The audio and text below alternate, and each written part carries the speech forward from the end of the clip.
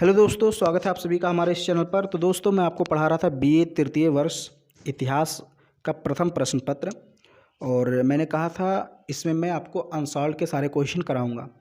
तो मैं very short question करा रहा था, ओके, 2 नंबर वाले। तो चलिए हम लोग उसी को कंटिन्यू करते हैं। लॉन्ग क्वेश्चन के लिए मैंने आपको कहा है कि हमारे दूसरे चैनल पर पढ़ाया जा रहा है online study by December. Long question वहाँ पर कराए जाएंगे, शॉर्ट यहाँ पर।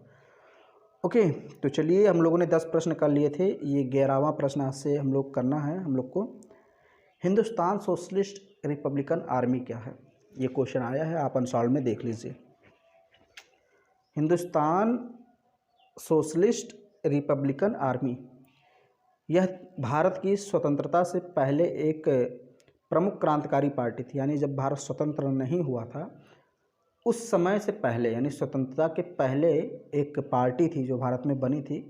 ओके, इसका गठन हिंदुस्तान को अंग्रेजों से मुक्त कराने के उद्देश्य से उत्तर प्रदेश तथा बंगाल के कुछ क्रांतिकारियों द्वारा 1924 में कानपुर में किया गया था। तो हिंदुस्तान सोशलिस्ट रिपब्लिकन आर्मी का गठन उत्तर प्रदेश और बंगाल के कुछ क्रांतिकारियों द्वारा, यानी कुछ क्रांतिकारी थे, उन्होंने 1924 में किया था। किस उद्देश्य से? भारत को स्वतंत्र कराने के उद्देश्य से। इसकी स्थापना में लाला हरदयाल की भी प्रमुख भूमिका थी। ओके, लाला हरदयाल ने भी प्रमुख भूमिका अदा की थी।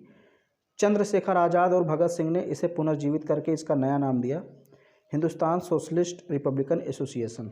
ओके, तो दोनों पार्टी एक ही है, हिंदुस्तान सोशलिस्ट रिपब्लिकन आर्मी और Hindustan socialist Republican association. But क्या हुआ, इसका नाम चेंज करके बाद में चंद्रशेखर आज़ाद और भगत सिंह ने क्या कर दिया, Hindustan socialist Republican association. Okay, तो बस इतना ही लिखना, 2 नंबर आपको मिलने हैं, वो मिल जाएंगे। आज का दूसरा प्रश्न है, यानी कि 12वां प्रश्न है, कैबिनेट मिशन योजना क्या है? फरवरी 1946 में लेबर पार्टी के नवनिर्वाचित नेता एटली ने भारतीय नेताओं से अनौपचारिक स्तर पर बातचीत करने के लिए एक संसदीय दल भारत भेजने का निर्णय लिया, जिसे कैबिनेट मिशन योजना कहा गया, यानी कैबिनेट मिशन कहा गया, और इस योजना को कैबिनेट मिशन योजना कहा गया।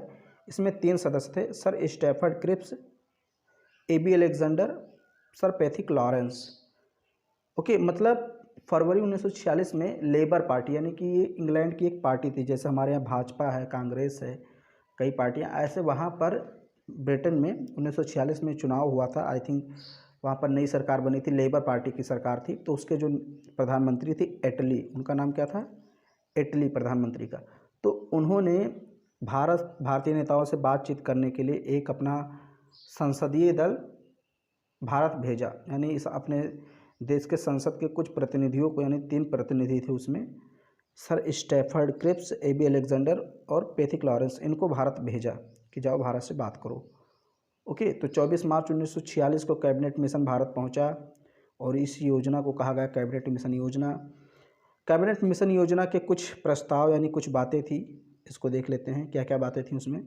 भारत के लिए संविधान तैयार करने के लिए शीघ्र ही एक कार्यप्रणाली तैयार किया जाए। ब्रिटिश भारत तथा देशी रियासतों को मिलाकर एक अखिल भारतीय संघ का निर्माण किया जाए, यानी जो ब्रिटिश भारत है जिस पर ब्रिटिश का शासन था, और जो देशी रियासतें थी जिन पर राजाओं महाराजाओं का शासन था, उन सबको मिलाकर एक अखिल भारतीय संघ का निर्माण किया जाए, ऐसी बात इसमें लिखी थी।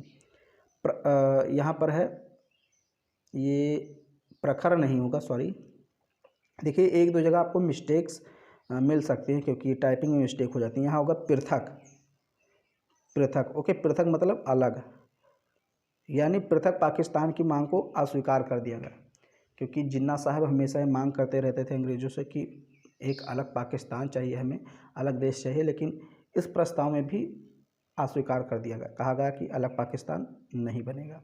ओके, फिर है द्वितीय गोलमेज सम्मेलन, ये भी प्रश्न आ चुका है। सारे प्रश्न मैं जो कराऊंगा वो सब आ चुके हैं, आप अनसॉल्व में देख लीजिएगा। ओके, मैं अलग से कोई भी प्रश्न नहीं कराऊंगा, जितने आए हैं बस उतना ही कराऊंगा। द्वितीय गोलमेज सम्मेलन लंदन में 7 सितंबर 1931 से 1 दिसंबर 1931 तक चला। कब से कब तक? 7 सितंबर 1931 से लेकर 1 दिसंबर 1931 तक। इसमें कांग्रेस के प्रतिनिधि के रूप में गांधी जी ने भाग लिया, द्वितीय गोलमेज सम्मेलन के समय रैमजे मैकडोनाल्ड ब्रिटेन के प्रधानमंत्री थे। तो उस समय ब्रिटेन के प्रधानमंत्री कौन थे? रैमजे मैकडोनाल्ड, ये ब्रिटेन के प्रधानमंत्री थे। सैमुअल होर यानी कि दक्षिणपंथी प्रतिक्रियावादी सैमुअल होर भारत सचिव थे। ओके, ये भारत सचिव थे। और भारत के वायसराय कौन थे? वेलिंगटन, ये वायसराय थे। ओके, तो ये सारी चीज़ें याद रखिएगा कि इसमें कौन से क्या थे। रैमजे मैकडोनाल्ड ब्रिटेन के प्रधानमंत्री, दक्षिणपंथी प्रतिक्रियावादी सैमुअल होर भारत सचिव और वेलिंगटन भारत के वायसराय थे जब द्वितीय गोलमेज सम्मेलन हो रहा था। द्वितीय गोलमेज सम्मेलन में गांधी जी के साथ देवदास गांधी, घनश्याम दास बिरला, महादेव देसाई और मदन मोहन मालवीय भी थे। द्वितीय गोलमेज सम्मेलन सांप्रदायिक समस्या पर विवाद के कारण पूरी तरह असफल रहा। मतलब सांप्रदायिक समस्या हो गई, चूँकि दलित नेता भीमराव अम्बेडकर दलितों के लिए पृथक निर्वाचन मंडल की सुविधा की मांग कर रहे थे, जिसे गांधी जी ने अस्वीकार कर दिया था। सांप्रदायिक गतिरोध के कारण दिसंबर में ये जो सम्मेलन था समाप्त कर दिया गया। ओके, क्योंकि मतलब सांप्रदायिक गतिरोध हो रहा था, समस्या उत्पन्न हो रही थी, क्योंकि भीमराव अम्बेडकर दलितों के लिए अलग निर्वाचन मंडल की मांग कर रहे थे। कि मतलब अलग निर्वाचन मंडल की कहने का मतलब ये कह रहे थे कि भाई दलितों के लिए सीटें तो अलग की जाएं, जैसे सीटें होती हैं ना, विधायक सांसद आज होती है ना, कुछ सीटें महिलाओं के लिए आरक्षित की थी कि उस पर सिर्फ महिला ही लड़ सकते हैं। तो जो दलित नेता थे ये ऐसी मांग कर रहे थे कि दलितों के लिए कुछ सीटों का आरक्षण किया जाए और उन सीटों पर दलित नेता उम्मीदवार हो, साथ ही साथ सिर्फ और सिर्फ दलित के लोग ही उस पर उनको मतदान कर सकें, ऐसी बातें कर रहे थे। तो गांधी जी ने कहा ये चीज़ें नहीं होगी। तो इसी सारी चीज़ों को लेकर विवाद हुआ, बाद में समझौता हुआ था, मैंने आपको बताया था।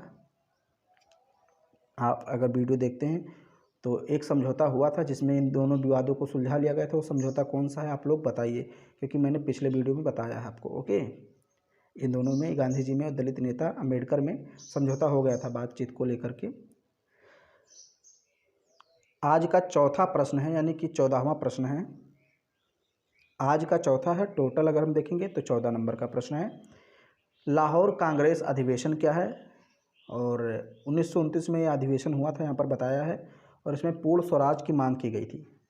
तो सिर्फ आपको ऐसे इतना दे देगा, लाहौर कांग्रेस अधिवेशन पूर्ण स्वराज 1929 क्या है। ओके, बस आपको लिखना रहेगा 50 शब्दों में इसके बारे में। तो दिसंबर 1929 में कांग्रेस का अधिवेशन लाहौर में हुआ। कब? दिसंबर 1929 में कांग्रेस का वार्षिक अधिवेशन या सम्मेलन जो हुआ ये लाहौर में हुआ, और इसकी अध्यक्षता जवाहरलाल नेहरू जी ने की थी। इस अधिवेशन में कुछ महत्वपूर्ण निर्णय लिए गए।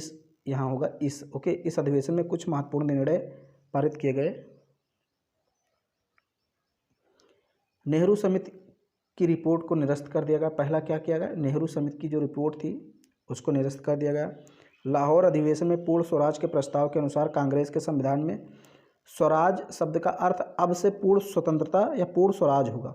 इस सब राष्ट्रीय आंदोलन का लक्ष्य निर्धारित किया गया। यानी कि स्वराज शब्द का अर्थ अब क्या होगा? पहले कहा जाता था भाई स्वराज हो, यानी कि अपना राज्य हो, बाकी सारी चीज़ें जो बाहरी चीज़ें हैं वो विदेश यानी कि ब्रिटेन देखे, बाकी हमें आंतरिक स्वशासन का अधिकार दे दिया जाए। पहले भारतीयों की मांग ये थी, लेकिन अब भारतीयों की मांग क्या हो गई?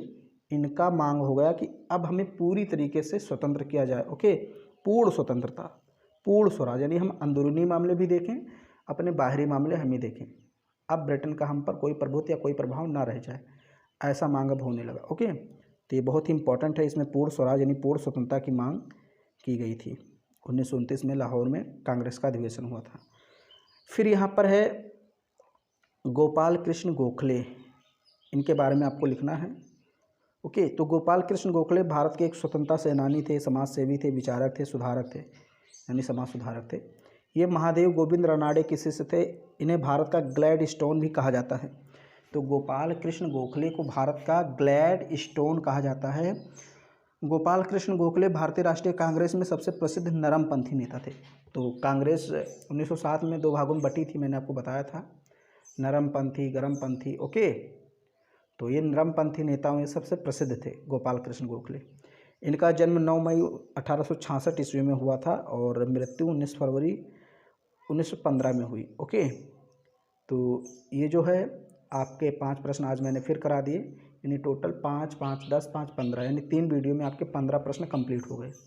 ओके, और ये वीडियो लगातार अपलोड होंगी, मतलब एक दिन में 2-3 वीडियो मैं अपलोड करूँगा, ताकि 25 मई को आपका पेपर है, उसके पहले ये आपका जो है कंप्लीट हो जाए। तो चलिए इतना मैं करा देता हूँ, बाकी आगे की वीडियो में हम लोग देखेंगे। अगर वीडियो आपको पसंद आए तो इसको लाइक कर दीजिए, शेयर कर दीजिए, और हमारे दूसरे चैनल को भी सब्सक्राइब कर लीजिए, ऑनलाइन स्टडी बाय विशंबर, और इसको भी सब्सक्राइब कर लीजिए। मिलते हैं अगले वीडियो में, तब तक के लिए नमस्कार, टाटा, बाय बाय।